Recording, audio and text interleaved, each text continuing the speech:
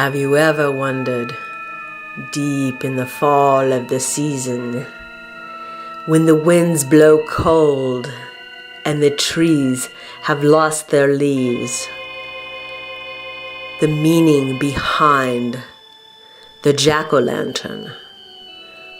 Join us now as the tale is told of Stingy Old Jack and Jack's Lantern. So this is the story of Stingy Jack, or better known as the Jack's Lantern. There once was an Irishman, many years ago, who was a blacksmith. And yes, his name was Jack.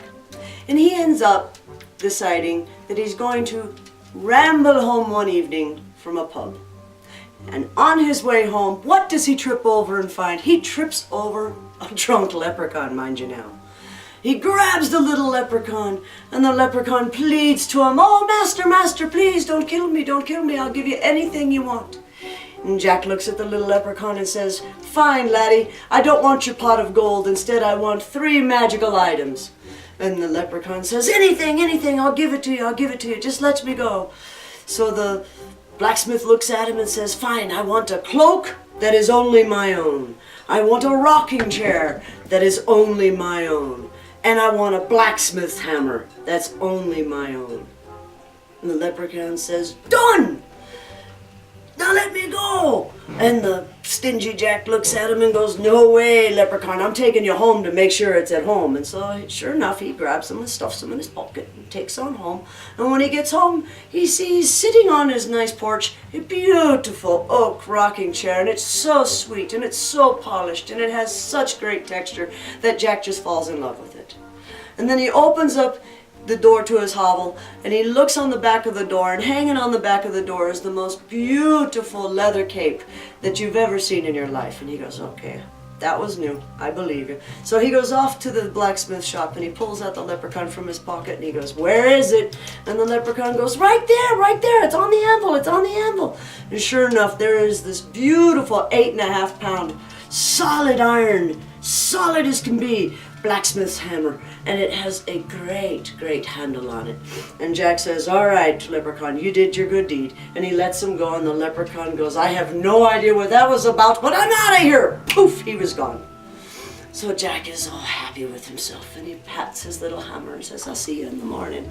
And he goes and he gets his nice little rocking chair and he gives it a nice little push, and it just rocks so gently back and forth on his porch. And he says, "I'll see you tomorrow night." And he grabs his beautiful new leather cape and he says, "And I'll see you tomorrow night when I'm going off to the pub." And he goes off to bed. And his wife looks at him and goes, "Jackie, me boy, what was all that about?" And he goes, nothing, my love, nothing you need to worry about." So the next morning, Jackie gets up and he starts playing with his cape, and he wanders back down to the pub, and on his way back from the pub, he gets hit by a cart and a horse. And there's Jack, he's dying there on the street. This is it, I'm done for. And the devil shows up and goes, "Ah, Jack, you're mine, you screwed up, you had dealings with the leprechaun, I'm taking you now." And Jack looks up and goes, "No, devil, no, you can't have me, I'm too comfortable in my nice, warm cape." And the devil goes, "What crazy fiend are you? Get up!" And he grabs Jackie and he grabs the cape and he goes, "It's nothing but a regular old cape." And he wraps himself up in the cape. And the cape wraps the devil up so tight that Jackie reaches down and grabs his shillelagh and just starts wailing on the devil himself, beating the holy tar out of him. And the devil can't get the cape off. "And Jackie, let me out of this cape. What black magic is this? I'll give you anything you want."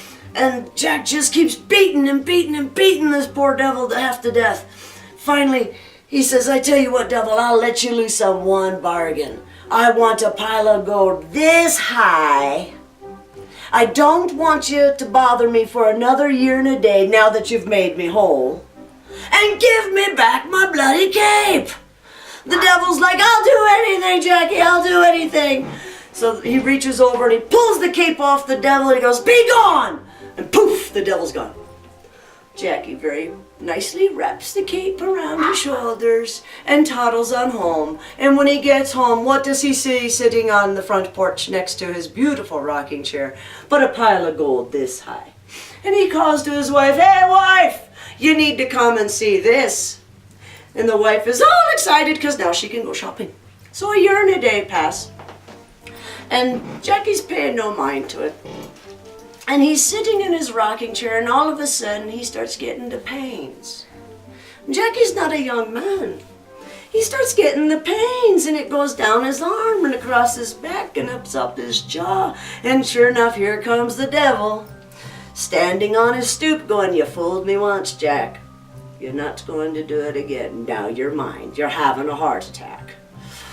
And Jackie's rocking in his rocking chair, and he goes, "Oh no, devil, I can't go now. I'm so comfortable in my chair." And the devil says, "No, no, no, no, none of that, none of that. You've got to come with me now." And he grabs Jack, and when he grabs Jack, he makes him whole, and Jack's standing off to the side, and the devil's like, "What? It's just a rocking chair." And he plops his arse down in the rocking chair, and he starts rocking way back, and all of a sudden the chair starts going faster and faster and faster and faster, and the devil can't get out of the damn chair. And Jackie just stands there and starts giggling to himself. And the devil's going, "Oh, Jack, I'm getting seasick. Get me out of this chair. I'll do anything you want. What black magic is this? Get me out of this chair." And finally, Jack looks at him and goes, "Anything I want, devil." And the devil's like, "Jack, I'll do it. Just get me out of this chair. I'm getting sick. I can't stand it." He goes, "Fine. This time I want a pile of gold this high. And I want you to leave me alone for another year and a day. And I want my chair back." And the devil's like, I'll do anything. He goes, "Fine, get out of me chair." And he grabs the devil and throws him off the porch. And as he's flying off the porch, poof, he vanishes. And Jack turns around, and there's a pile of gold this high. And his chair's all sweet and wonderful. And he's like, good chair, good chair. And another year passes, and Jack's paying no never mind to this. And he's in the blacksmith shop, and he's using his what? His beautiful 8.5-pound iron hammer. And he's sitting there, and he's beating on the lovely, lovely iron. And it's just going to tink, to tink, to tink, to tink, to tink, to tink. And Jack is starting to feel real tired, and he's realizing, he's getting up there in years. And the devil, standing at the doorway going, "All right, Jack. Third time's the charm. I've got you now. It's been a year and a day. Old Saints' Day is coming. You're mine. And none of the saints want you. So come with me. You're mine." He goes, "Oh no, devil, I can't go yet. I can't go. I've got this work I've got to get done, and I promised the master of the shop, and I promised the baron, and I promised the king I would have all this done. I can't go now. Can't you see I'm working?" And the devil just comes up and just out of spite grabs the hammer right out of Jackie's hand and says, "It's only blacksmith work." And the next thing you know, the hammer is doing the work with the devil's arm, and the devil can't get rid of it. He can't take it out of his hand. And he starts hammering, and Jackie's off to the side, just grinning for all he's worth. And he steps back, and he pours himself a wee little dram, and he's just watching the devil have the devil worked out of him, shall we say. Because that hammer is just making horseshoes and cartwrights and swords and beating shields, and all of a sudden the stuff just starts piling up. And there's fire flying everywhere, and there's brimstone smoke everywhere, and the devil is, "Jackie, get this hammer out of my hand." He goes, "Oh no, devil, no you don't. I got you this time. You're going to work for me for at least a full night. I'll do anything you want. Just get this hammer out of my hand." He goes, "All right, devil, I'll have pity on you. Here's the deal. I want a pile of gold this high. I want you to leave me alone for another year and a day. And I want you to give me back me bloody hammer. I'll do anything you want, Jackie. I'll do anything you want." So the devil, finally out of exhaustion, is barely able to raise the hammer. And Jack reaches up and snatches the hammer from the devil. And poof, the devil's gone. And Jack turns around, and there's a pile of gold that's this high. And he's like, "Good hammer. You got the work done. Thank you." And Jack goes on his merry little way. Well, sure enough, the years have been going by, and Jackie's getting a wee bit older and a wee bit more tired, and he starts going, thinking to himself, oh, this is going to be a long, long, cold winter. And he does. Poor Jack. He dies in his sleep.